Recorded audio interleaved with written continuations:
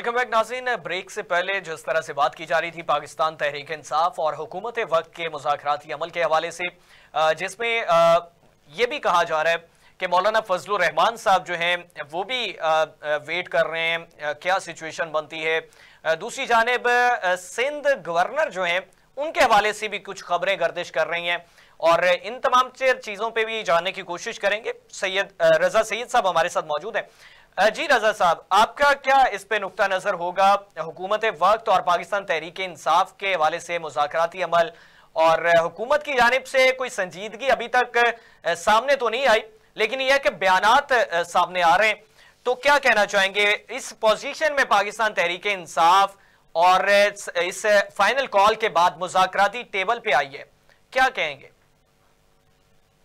मेरा ख्याल है बड़ी एक दिलचस्प सूरत हाल है, इसलिए कि देखिए सियासत, पहली बात यह कि सियासत जो है ना वो एक चलते हुए अमल को कहा जाता है। सियासत कोई रुका हुआ पानी नहीं होता, सियासत कोई पत्थर की लकीर भी नहीं होता, सियासत कोई रुकी हुई यानी जो चीज रुक जाती है वो सियासत नहीं होती, सियासत हमेशा ऑनगोइंग होती है। इस हिसाब से अगर आप देखें तो पाकिस्तान की सियासत में एजिटेशन भी हमने देख लिया पिछले दिनों में, काफी ज्यादा कुछ केओस भी देखा हमने, इंस्टेबिलिटी भी देखी। अब सूरत हाल आहिस्ता आहिस्ता यानी इवॉल्व होते हुए उस जगह पहुंचती भी नजर आ रही है कि एक रियलाइजेशन है अवाम में, बहरहाल आती है जाहिर है, लेकिन एक रियलाइजेशन है ताकतवर हल्कों में, और वो ये कि हमें आगे की तरफ बढ़ना है। और आगे की तरफ बढ़ने के लिए मुल्क में इस्तेहकाम सियासी और इस्तेहकाम माशी, ये दोनों जरूरी हैं। और इसके लिए ये बहरहाल जरूरी है कि जितनी भी सियासी इकाइयां हैं इस वक्त मुल्की पार्लियामान के अंदर बिलखुसूस, उनको साथ लेके चला जाए, यानी उनकी इंडोर्समेंट हो। साथ लेके चलने का ये मतलब नहीं होता कि आप किसी को वजीर आजम बना देते हैं साथ ले आने की खुशी में। साथ लेके चलने का मतलब ये होता है कि जिसका जो मैंडेट है, जिसका जो वजन है, उसके वजन को एक्नॉलेज किया जाए।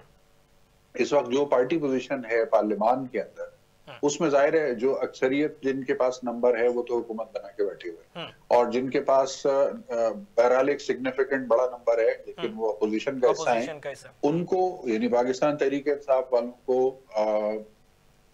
इस तरह की बातें सुनने को मिल रही हैं कि उनको हुकूमत में हिस्सेदारी दी जा सकती है, लेकिन उसके लिए यकीनन कुछ शराइत होगी, और उन शराइत में जो कलीदी शराइत हो सकती हैं उन पे हमें बात करनी चाहिए। पहली शर्त जो बज़ाहिर नजर आती है वो ये कि जो क्रिमिनल एक्टिविटीज हैं उनसे लाताल्लुकी का इजहार किया जाए, नंबर एक। नंबर दो, एजिटेशन की सियासत को बंद किया जाए ताकि मुल्क जो है वो इस्तेहकाम की तरफ जा सके। और नंबर तीन ये कि जो भी इस वक्त यानी जो क़यादत है उनकी बानी तहरीक इंसाफ और उनके करीबी रफ़क़ा की, जिनको इस वक्त अदालतों में केसेस का सामना है, कानूनी मसाइल का सामना है, उनको यकीनन एक स्पेस दिया जाएगा, यानी जिसे आप सेफ पैसेज भी कह सकते हैं या वे आउट भी कह सकते हैं, लेकिन एक ड्यू प्रोसेस ऑफ लॉ से गुजरने के बाद, जिसमें चंद हफ्तों से लेके चंद महीनों तक का वक्त लग सकता है। ये सारी एफर्ट्स, इन सारी एफर्ट्स का जो वन पॉइंट एजेंडा जो बज़ाहिर समझ में आ रहा है, वही समझ में आ रहा है कि चीजों को पॉइंट ऑफ नो रिटर्न से वापस लाया जाए और सियासत को एक ऑनगोइंग प्रोसेस बनाया जाए। तो मेरा ख्याल है कि सेंस प्रिवेल करेगा। और जहां तक बानी तहरीक इंसाफ का ताल्लुक है तो वो जाहिर है कि एक इंडिविजुअल हैं और उनकी पार्टी उनकी पर्सनैलिटी के फैन हैं जो उनके इर्द गिर्द खड़े होते हैं, और वो उनकी आंख के इशारे पर चलना जो है उसी को अपनी सियासी हिकमत अमली की कलीदी एहसास भी मानते हैं। तो अब देखना यह है कि बानी पीटीआई जो है वो इस मौजूदा सूरत हाल में हालत जंग को बरकरार रखने में दिलचस्पी रखते हैं या मुज़ाकराती अमल का हिस्सा बनकर अपने लिए और अपने चाहने वालों के लिए कुछ आसानियां फराहम करने का बंदोबस्त करना चाहते हैं। ये चॉइस मेरा ख्याल है बानी पीटीआई के हाथ में है और ये फैसला उनको ही करना होगा। जिस तरह से यासिर रशीद साहब ने बात की रजा साहब के माइनस बानी पीटीआई वाला सिनेरियो, उस पे क्या नुक्ता नजर होगा? देखिए, ये जो माइनस पाकिस्तान की अगर आप सियासी तारीख को उठा के देख लें तो ये जो माइनस वाला जो जुमला है ना, या माइनस वाला जो एक एक्सप्रेशन है, ये इतना इफेक्टिव साबित हुआ नहीं है। माजी में हमने देखा कि जुल्फकार अली भुट्टो साहब को फिजिकली माइनस कर दिया गया था, और लेकिन उनकी जमात ना सिर्फ ये कि जिंदा रही बल्कि बहुत ताकत के साथ इख्तिदार में कई दफा वापस आई और अभी भी है किसी न किसी शक्ल में। फिर बेनजीर भुट्टो साहिबा को भी कम से कम 2 मरतबा ऐवान इख्तिदार से माइनस किया गया और तीसरी मरतबा उनको जिस्मानी तौर पर शहादत जब उनकी हुई तो उनको जिस्मानी तौर पर माइनस कर दिया गया, लेकिन उसके बावजूद उनकी पार्टी जो है वो बरकरार है और ताकत में है। मियां मोहम्मद नवाज शरीफ साहब को 3 मरतबा वजारत उज़्मा की नशिस्त से माइनस किया गया, लेकिन आज भी उनकी जमात जो है वो इस मुल्क पर हुक्मरान है और उनके छोटे भाई जो हैं वो इस वक्त वजीर आजम लगे हुए हैं। तो जब नून लीग और पीपल्स पार्टी जो है वो माइनस नहीं हो सकी तो पीटीआई कैसे माइनस हो जाएगी? मेरा नहीं ख्याल कि पीटीआई भी माइनस हो सकती है। वक्त की बात है, कुछ वक्त की बात है। बानी पीटीआई मेरा ख्याल है जब तक वो जिंदा हैं वो सियासत उनकी बाकी रहेगी और उनकी सियासत जो है वो इवॉल्व होती रहेगी, वो लेसन लर्न होगा, कुछ वो भी सीखेंगे अपने तजर्बात से। ये तो पहला मरहला है उनकी सियासी जिंदगी का, पहला मौका है कि वो इक़्तिदार में आने के बाद इक़्तिदार से बाहर हुए हैं और ये पहला मौका है कि उन्होंने एक जेल काटी है या जेल का सामना किया है और अदालतों में केसेस का सामना किया है। तो इसमें कोई अनहोनी बात नहीं है।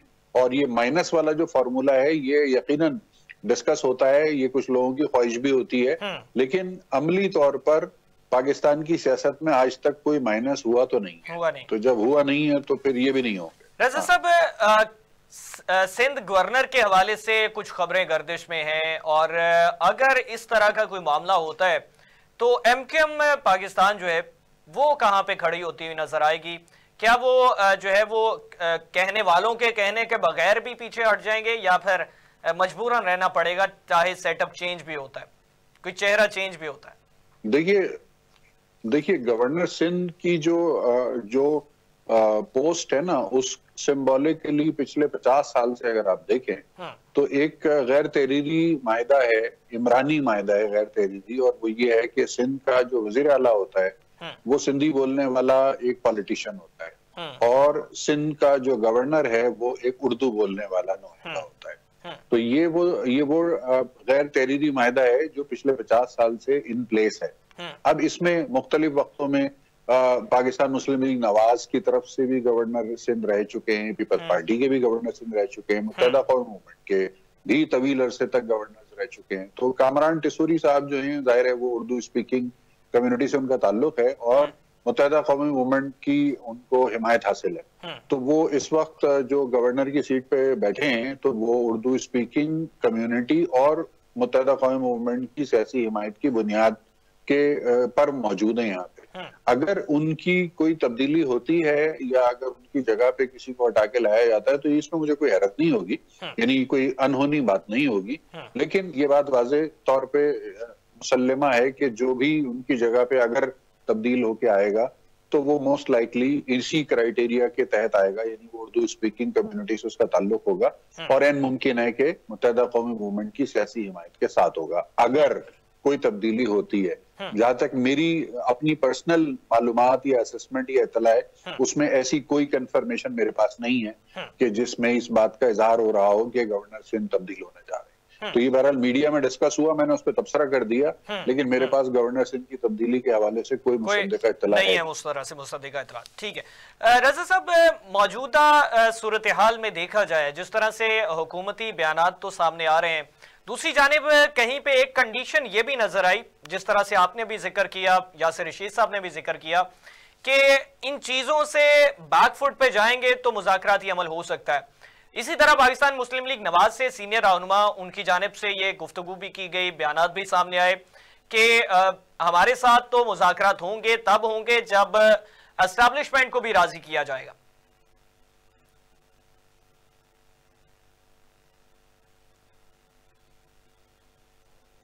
जी रजा साहब, आपको आवाज आ रही? जी मैं आपको सुन रहा हूं। आपका सवाल क्या है? रजा साहब, मैं जानना ये चाह रहा हूं कि हुकूमत वक्त जो है वो अब ये चाहती है कि पाकिस्तान तहरीक इंसाफ एस्टैब्लिशमेंट को राजी करे, उसके बाद हमारे साथ मुज़ाकरात करे, क्योंकि बयानात ऐसे सामने आए। अच्छा, ये मेरे सामने इत्तफाक है जिस बयान का आप हवाला दे रहे हैं वो शायद मेरी नजर से नहीं गुजरा, इसलिए मैं बहुत सियाको सबाक से वाकिफ नहीं हूं। ख्वाजा आसिफ साहब की जानिब से गुफ्तगू की गई, उनकी जानिब से बयान सामने आया, देखिए तमाम स्टेक होल्डर्स को राजी करना पड़ेगा। हाँ हाँ, ख्वाजा आसिफ साहब सीनियर पॉलिटिशियन हैं, नून लीग के पुराने स्टालवार्ड हैं और इस वक्त मुल्क के वजीर दिफा भी हैं। लेकिन खुद ख्वाजा आसिफ साहब जो हैं वो बरमला इस बात का निजी महफिलों में इजहार करते हैं कि उनकी जो जॉब डिस्क्रिप्शन है उसके अंदर कंट्रोवर्शियल मौजूआत पर बात करना भी शामिल है।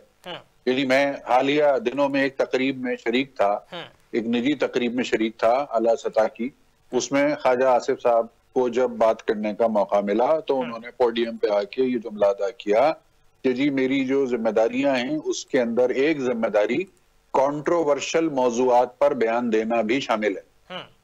यानी इन अदर वर्ड्स उन्होंने निजी महफिल में सीनियर लोगों के सामने इस बात का इतराफ किया कि जब भी कोई पॉलिटिकल कंट्रोवर्सी अगर होती है तो हुकूमत के नुमाइंदे या नून लीग के नुमाइंदे की हैसियत से उनकी तरफ आ जाते ही वो असाइनमेंट आ जाता है कि भाई ख्वाजा साहब इस मामले को आप देख लें या इसके ऊपर आप तबसरा कर दें। तो एक थोड़ा सा नॉन सीरियस या सेमी सीरियस टाइप का एक सिलसिला होता है। अच्छा, ये एक बड़ी अजीब बात है, मैं इसको रिलेट नहीं करना चाहता, लेकिन माजी में शेख रशीद साहब भी इस किस्म का किरदार अदा करते थे। यानी ये बहुत ही अजीब सी बात है कि पाकिस्तान की पॉलिटिकल हिस्ट्री के अंदर हमेशा कोई एक आधा कैरेक्टर जो है ना वो लाइटर टोन में मज़ाहिया किस्म के तज्जिए तबसरे और कमेंट्स करने के लिए जो है ना उसको जरूर आइडेंटिफाई करके रखा जाता है कि भाई ये बात आपने नॉन सीरियस अंदाज में कर देनी है।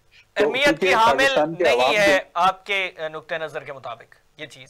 हाँ, मतलब देखें पाकिस्तान के अवाम जो है ना, पाकिस्तान के अवाम का मिजाज ऐसा है कि बहुत सारे मामलात के ऊपर कोई बहुत सीरियस बात सुनने की बजाय थोड़ी सी एंटरटेनिंग अंदाज में, थोड़ी सी चुटकुले के अंदाज में की हुई बात को सुन के ज्यादा महसूस होते हैं पाकिस्तान के अवाम।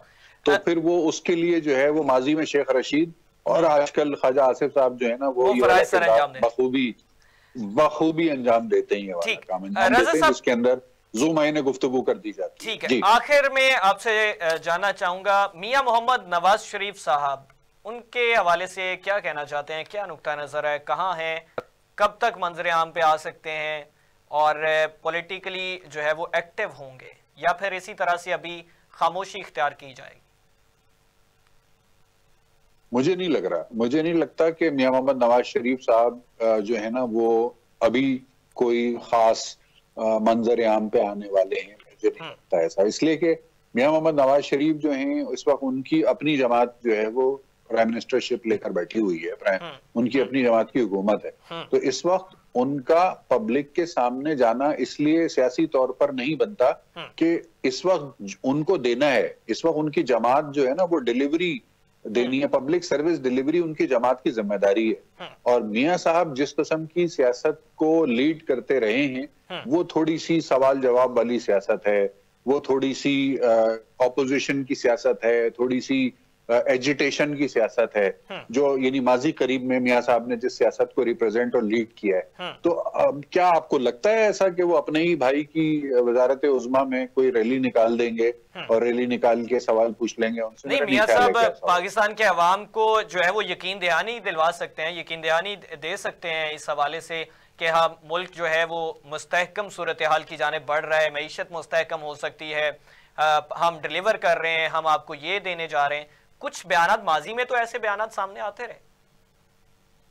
हाँ, ये मेरा ख्याल है कि जब उनको लगेगा कि उनके पास कुछ ऐसी सॉलिड चीजें उनकी हुकूमत ने डिलीवर कर दी हैं या उनकी हुकूमत कोई सॉलिड किस्म की चीजों को डिलीवर करने की पोजीशन में होगी तो उस वक्त यकीनन वो गाहे बगाहे मंजर। अच्छा रजा साहब, कहीं ऐसा तो नहीं कि मियां साहब ये सोचे बैठे हैं कि अभी जिनको दिया है वो देखें? मैं आपके सवाल का अगर सही मतलब समझा हूं तो आपकी बात से इत्तफाक करूंगा। ठीक है, बहुत शुक्रिया। रजा सैयद साहब सीनियर तज्जियाकार हमारे साथ मौजूद थे। मौजूदा मुल्की सियासी सूरत हाल के हवाले से गुफ्तगू की गई और इसमें एक जो है वो स्याह तरीन दिन 16 दिसंबर जो है उसका वाकया सामने आया। सानेहा APS स्कूल पेशावर जो है उसमें ये 10 साल उसको बीत गए, जख्म आज भी ताज़ा हैं। 16 दिसंबर का दर्द, हर माँ बाप का दर्द समझा जा रहा है। पूरी कौम जो है वो गम में निढाल नजर आई जब पाकिस्तान के नौजवान बच्चों को जो है वो इस तरह से निशाना बनाया गया, उनको दहशत गर्दों ने जिस तरह से कत्ल किया, वो कभी भी जो है ये वाकया भूला नहीं जा सका। आज उसको 10 साल बीत गए और इसी तरह से ये वाकयात मुख्तलिफ मकामात पे नजर आते रहे।